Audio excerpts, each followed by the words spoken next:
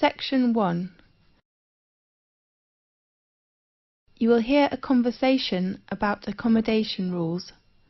First, you have some time to look at questions 1 to 3.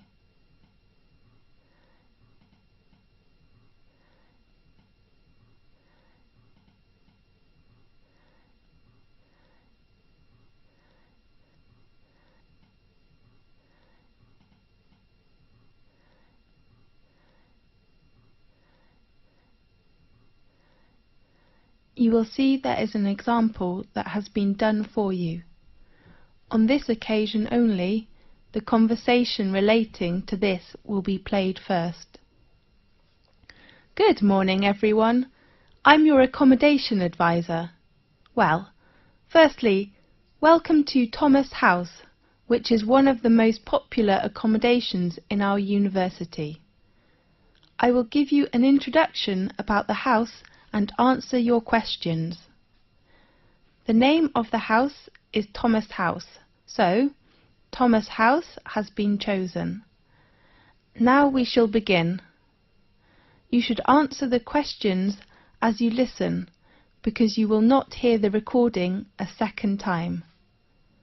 Listen carefully and answer questions 1 to 3.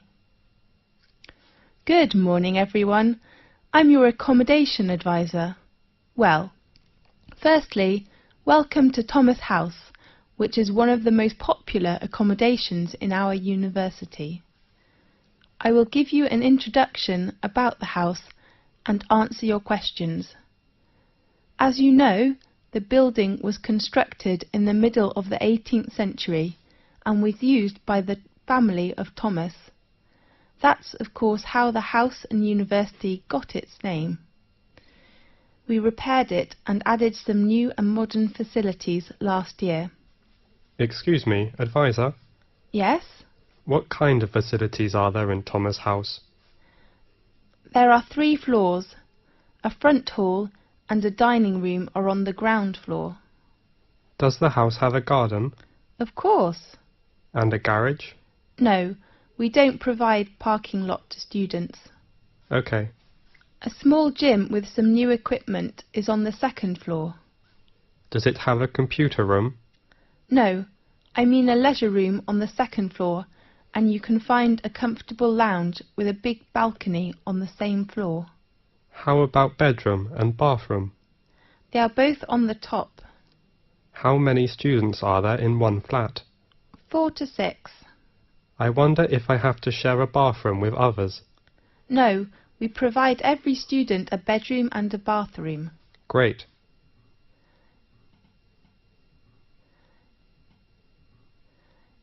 Now, look at questions 4 to 10.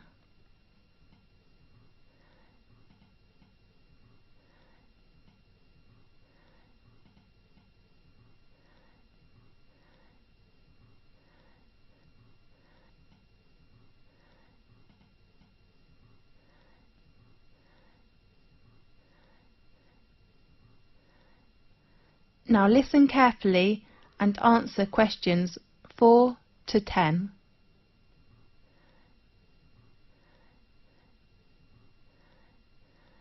There are some rules in Thomas House.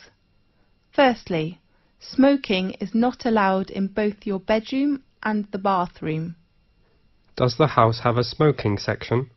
No, you can smoke on the balcony or outside the house. Advisor, is there a laundry in the house? Of course, laundry room is located on the right corner of the 2nd floor. Sure. But please do not use it after 11 o'clock. Is it free to us? In fact, you don't need to pay any bills which are included in your accommodation fee, but you have to pay laundry fee. How much? We offer 2 coin-operated washing machines. The large one is £2.50 and the small one is £1.60. If the lounge has a time restriction? Definitely. We ask all students to keep quiet and do not make noise after 11 o'clock. We know there is a backyard in the house. Yes. if we can park our car there? No, we do not allow parking in our yard. Okay. Could we invite some friends to hold a party in the garden or lounge? We only allow party on weekends. Fine. The last rule is to pay attention to the opening time of the front hall. The door is locked at 11 p.m. and opened again at 6 a.m. in the next morning. Remember to take the front door key when you go out early or come back late. How could we get the front door key? You can go to residence office building and get your key in room 101. Sure. Well, any questions? This is the end of section 1. You now have half a minute to check your answers.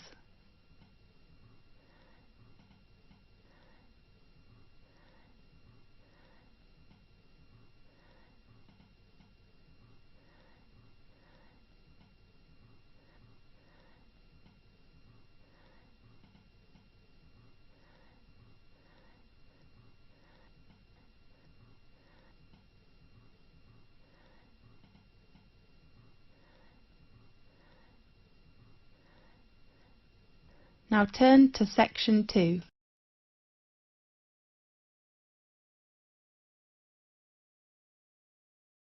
Section 2.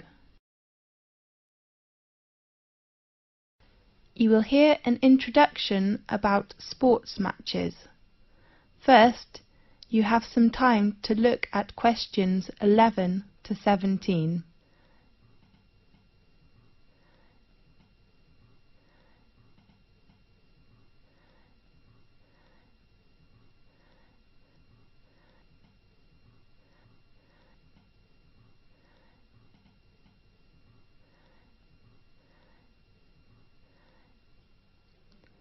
Now listen carefully and answer questions 11 to 17. Good morning, everyone. I'm Mary White, the secretary of the exciting sports club. Welcome to attend Match's arrangement meeting. I know you are looking forward to a great season. Now, I'd like to give you a short introduction to our arrangement in this season. This season, we still have 2 competitions. One is tennis and the other is soccer. Let's start with tennis. There will be 6 teams competition. We hope the players' ages are between 16 and 22 years old. While the number of soccer teams is only 4 in this season, because we hope all players' ages are no more than 20 years old. Now, in this new season there are some changes. The first one is the venue. We will arrange all our matches for both the tennis and soccer competitions in Magic Park instead of Darry Park, which was used last year. Tennis matches will be arranged on Court 2 and Court 4 will hold soccer matches. Our match schedule: all tennis matches will be played on Sunday afternoons. All matches will begin at 2 o'clock. Soccer matches in this season will be played at 7 o'clock on Saturday evenings. The joining fee is still £30, including a new sport gear. We still offer a week of training session before formal match for our new players. There are 2 training sessions at 3 p.m. to 5 p.m. on next Friday and Saturday afternoon. The fee is only £12. Now, I'd like to introduce the coach of each training session, George Hanson, who has been supervised the tennis teams for over 4 years, will still be coach this season. While we will invite a good soccer coach who has enough patience and professional skills to work as this season's soccer coach. His name is Paul Batt.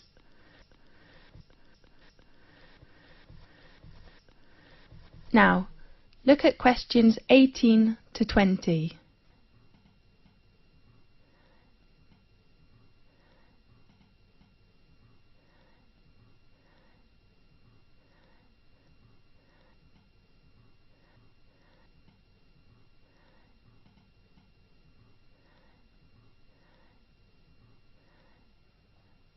Now, listen carefully and answer questions 18 to 20.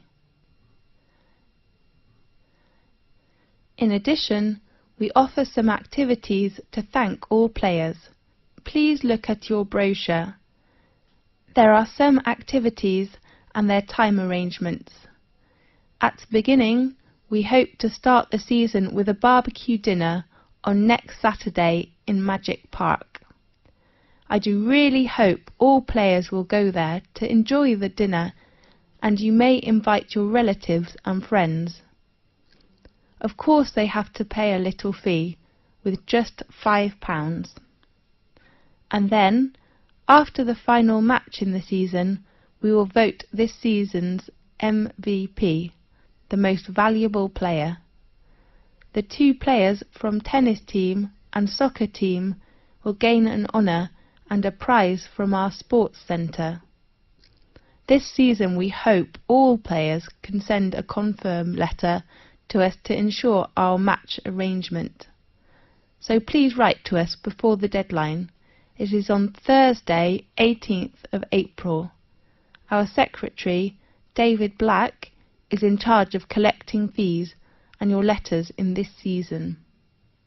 His room number is 214 and his phone is 332567.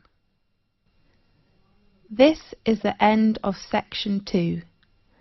You now have half a minute to check your answers.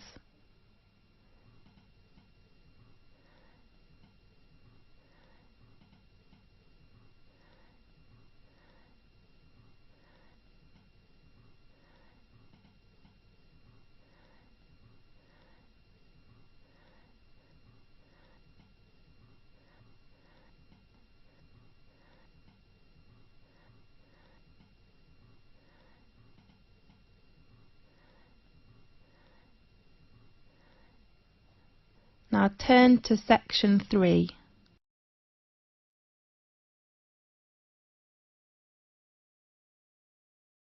Section 3.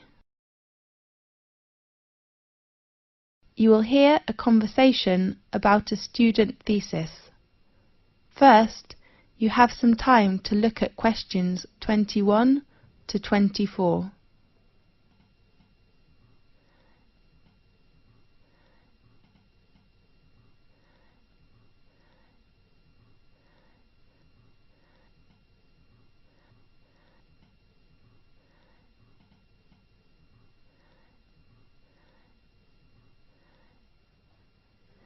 Now listen carefully and answer questions 21 to 24.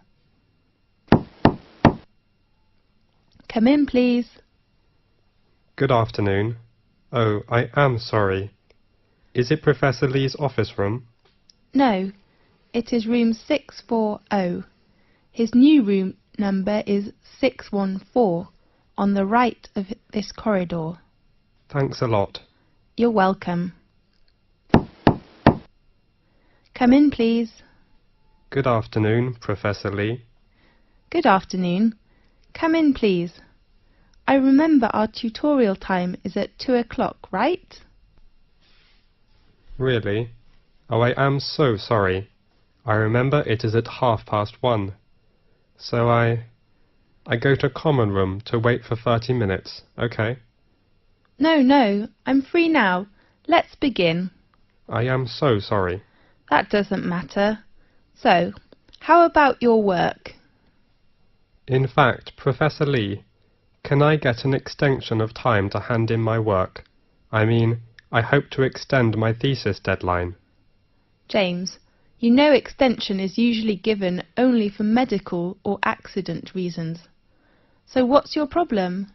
You have a good beginning with your draft, isn't it right?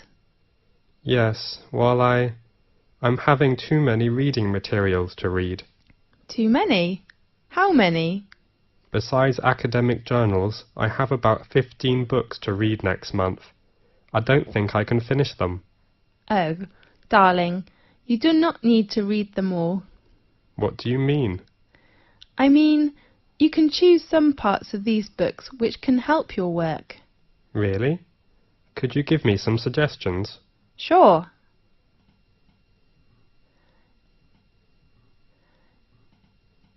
Now look at questions 25 to 30.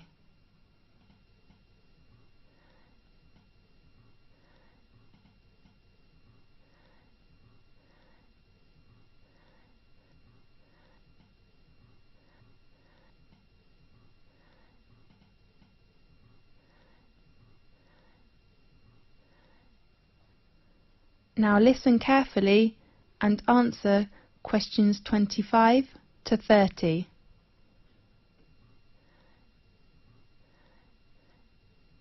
Do you bring your reference book list?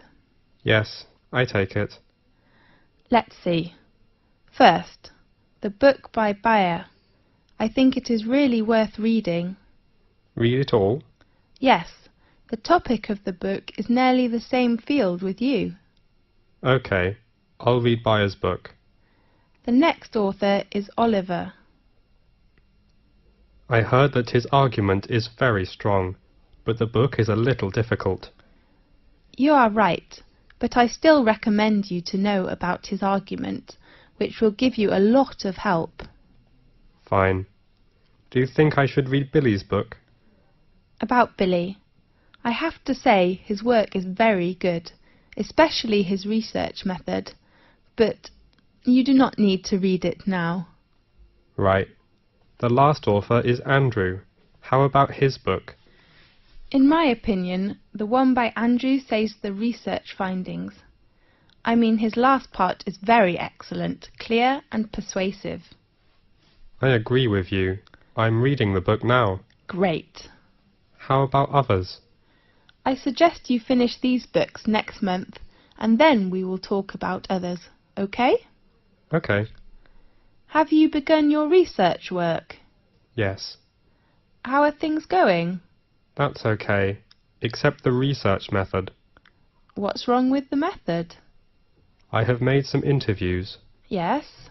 but I found they couldn't give me the data I need. Who are the interviewees? Some are our classmates and others are schoolmates. Oh no. James, it's better for you to interview some professionals. Do you think it is better for me to change another research method, such as questionnaire? I don't think you will have enough time to design it and then analyse your research data. That will waste you a lot of time. You're right. And pay attention to your reference. Reference books? No, I mean you should make clearly about what reference books you read, and then write them after your thesis. Okay, I'll make them clear. Fine. I hope to see your work quickly. I hope too. Thanks for your help, Professor Lee. That's okay. See you next time. See you. This is the end of section 3. You now have half a minute to check your answers.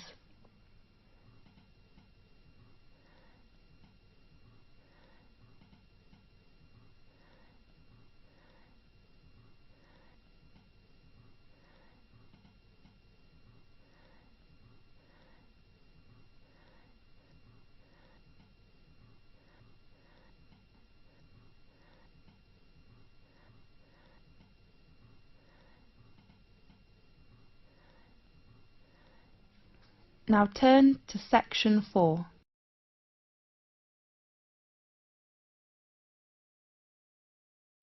Section 4. You will hear a conversation about astronomy. First, you have some time to look at questions 31 to 40.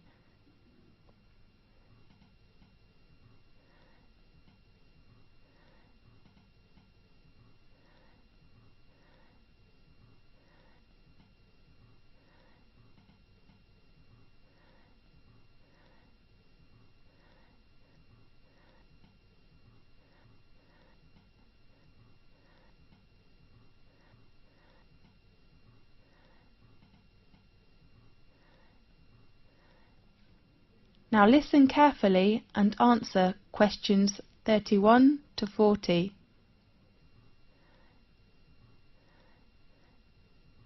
This is Magic Time from the BBC. I am Faith. In today's programme, we invite a Professor of Astronomy. Welcome, Lewis. Thanks a lot, Faith. What magic information will you introduce to us? We all know the Leonidas in August are coming, so today let's talk about meteors. Good topic. At one time or another, almost everyone has glimpsed a swift little streak of light dashing across the night sky. Nearly everyone makes wishes when they see them, and blame both good and bad luck on their presence. Yes, these sudden celestial visitors are meteors. We often call it shooting star. The glowing trails are caused by the incineration of a piece of celestial debris entering our atmosphere. Many meteors are quick flashes, but some last long enough for us to track their brief course across the sky. Right. Now and then a meteor truly will light up the night, blazing brighter than Venus, although rarely, even brighter than the moon, leaving in its wake a dimly glowing trail that may persist for minutes. Lewis, can we see some meteors every night in 1 year? Yes. Under a dark sky, any observer can expect to see between 2 and 7 meteors each hour, any night of the year. These are sporadic meteors. Sporadic meteors? Yes. Their source bodies, meteorids, are part of the dusty background of the inner solar system. Several times during the year, Earth encounters swarms of small particles that greatly increase the number of meteors. The result is a meteor shower, during which observers may see dozens of meteors every hour. Concentrations of material within the swarms may produce better than average displays in some years, with rates of hundreds per hour, and were treated to a truly amazing display in which thousands of visible meteors can be seen for a brief period. The phenomenon is called meteor storms, which are more magnificent than meteor showers. Aha! That's wonderful! Definitely. The meteors that appear during a meteor shower seem to come from one point in the sky.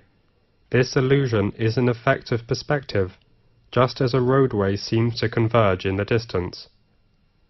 Usually, meteor showers get the name of the constellation from which the meteors appear to radiate. Such as during the Perseid shower in August, meteors seem to streak from a point in the constellation Perseus. When is the biggest meteor storm? According to records, in 1833, a storm of 60,000 meteors an hour shocked the world. 60,000? That's unbelievable! By the 1860s, scientists had known that many meteor showers were annual, including the normally placid Leonids, which produced the big storm, and that they were somehow related to comets. Really? Yes. But most of the meteors people have seen during one of the annual showers arise from fluffy particles not much larger than sand grains. As a particle enters Earth's atmosphere, it collides with gas atoms and molecules. The particle becomes wrapped in a glowing sheath of heated air and vaporized material boiled off its own surface.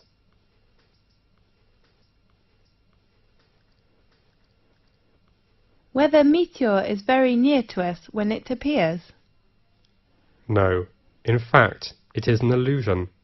However, even well-trained professionals can be fooled, such as airline pilots have swerved to avoid meteors that were actually 160 kilometers away. A meteor that appears brighter than any of the stars and planets is a fireball. Fireball? That's so interesting. Yeah.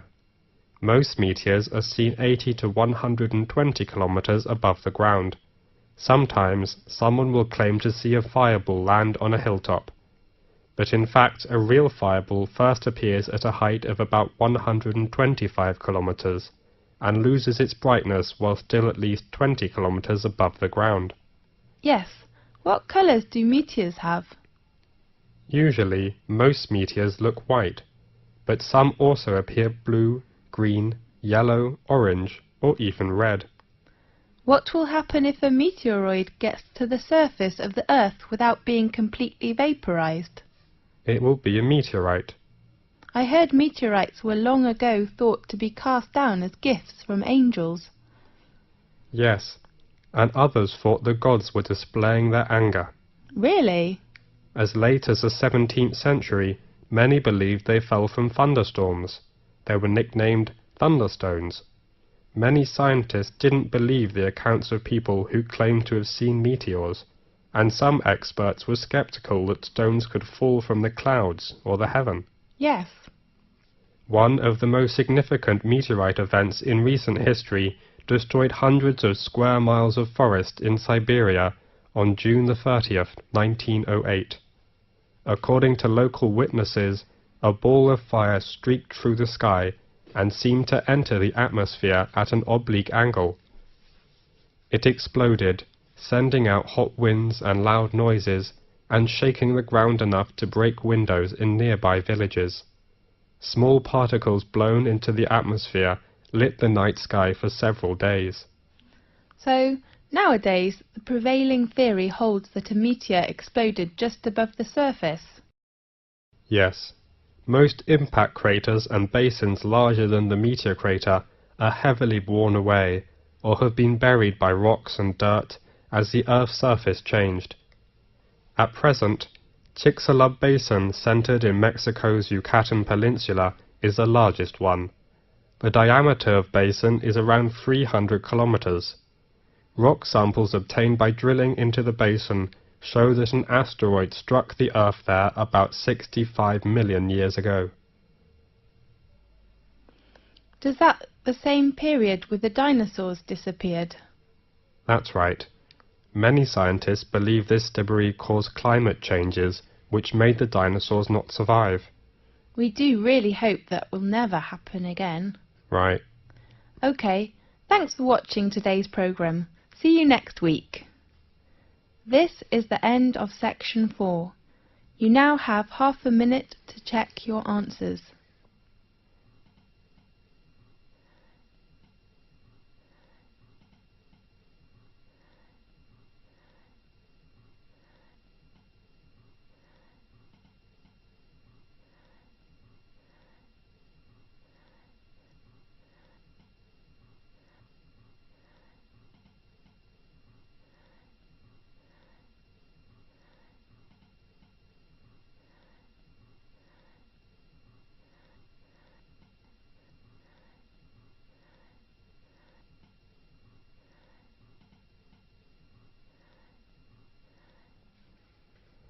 This is the end of the listening test.